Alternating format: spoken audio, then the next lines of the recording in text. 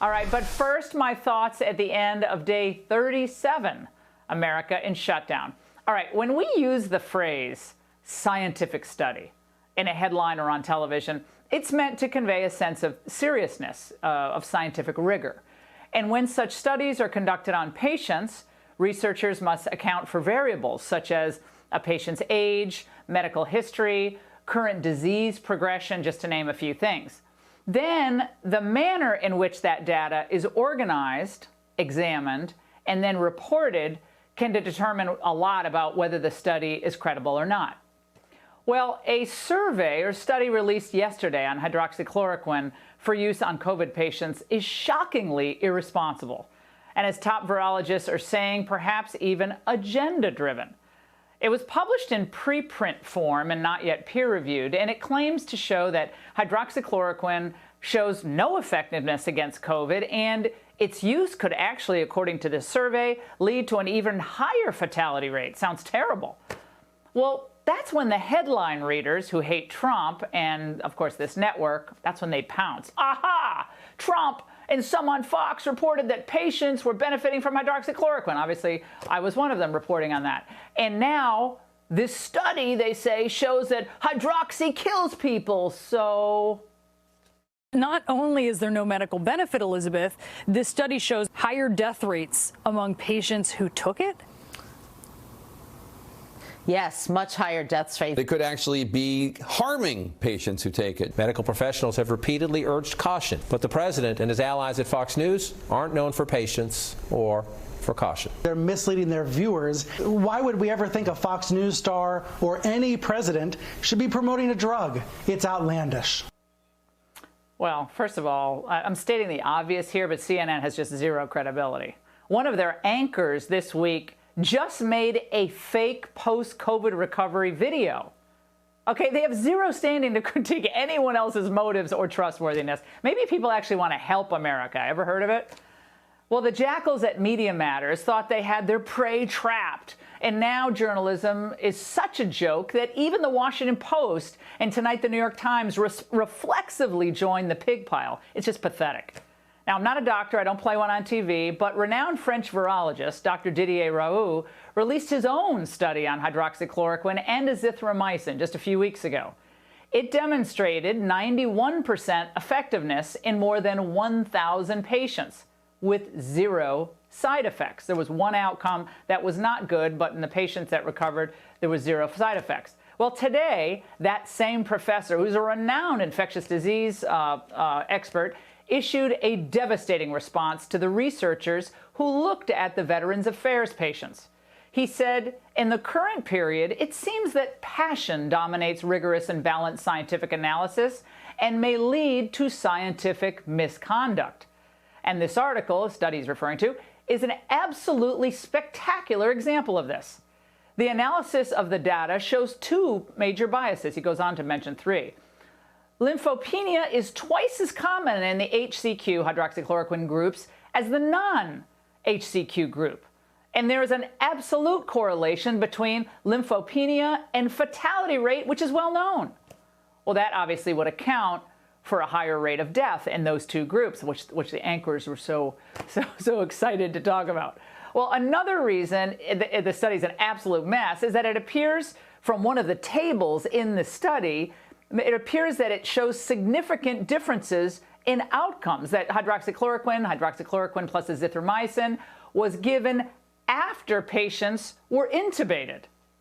Well, as doctors on the show have said multiple times, and as Professor Raoult writes, this is unreasonable at the time of the cytokine storm. That's after you got really sick, as it is unlikely that hydroxychloroquine alone would be able to control patients at this stage of the disease.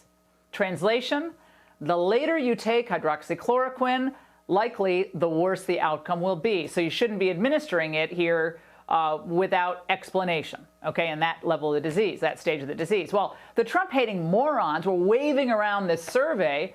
They didn't even notice that, quote, incomprehensibly, the untreated group actually received azithromycin in 30% of the cases, without this group being analyzed in any distinct way.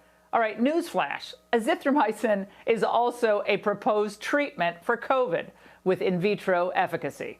Okay, it doesn't take a PhD in microbiology, guys, to understand that the group that was untreated cannot then be treated with meds that are actually, in their own way, perhaps partially effective as therapies.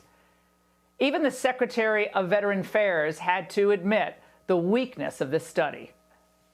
That's an observational study. It's not a clinical study. It was done on a small number of veterans, sadly, those of whom were in the last stages of life, and the drug was given to them. We know the drug has been working on middle-aged and younger veterans. The drug to be delivered to the city of New York. Working in stopping the progression of the disease. So this begs the question. Why did the Associated Press, one of the few truly professional media outlets left in America, why did they go with the story? Now check out its headline.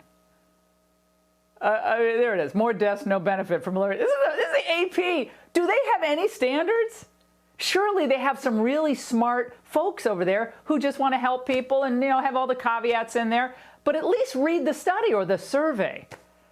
Well, like many others, I agree that wider studies, of course they should be conducted. They should be ongoing to determine the efficacy of this drug and any.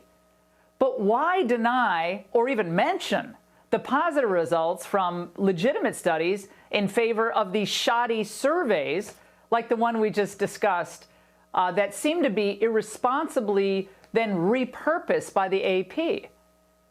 So what's driving this? It's a blind obsession to disprove the effectiveness of a drug that is being used right now, tonight, in medical centers across America with COVID patients. A drug that's been around for decades. Is this a mad impulse to discount any benefit from the therapy? Is it triggered by pure hatred of Trump, of Fox, of me? I don't know. Is it motivated by a secret desire to keep America hopeless? Or the shutdown going on through the election? I'm open to any theory at this point. If the impulse was purely scientific and health-focused, why haven't we seen the same volume of coverage and scrutiny of other, far more expensive, and also, no controlled, completely double-blind study, unproven treatments? Actemra, remdesivir, I've talked about both of them. Just to name a few, there are others being looked at. Well, of course, hydroxychloroquine, as we've said before, is very cheap. It's highly scalable. It's been around for decades and decades and decades. Big Pharma does not make its money on cheap generics. Newsflash number 2. They make their money on new drugs and vaccines. Some of those could be great. They might work better. They might be, the be-all, end-all. That'll be fabulous. But remember, a lot of the big drug companies, they do some great work. Not saying they don't, but they do give a lot of money to NIH, CDC, and the WHO. Just saying. Now, presently, hydroxychloroquine is part of the recommended standard of care for COVID patients at the Yale New Haven Hospital, the Lenox Hill Hospital, the Long Island Jewish Medical Center, Staten Island University Hospital, and many others. So my question to Michael Grinbaum of the New York Times and all these other people writing, are they killing people too? Maybe we can ask Brian Stetler. Well, since Trump's election, the media and their Democrat overlords have tried everything in their power to defeat him.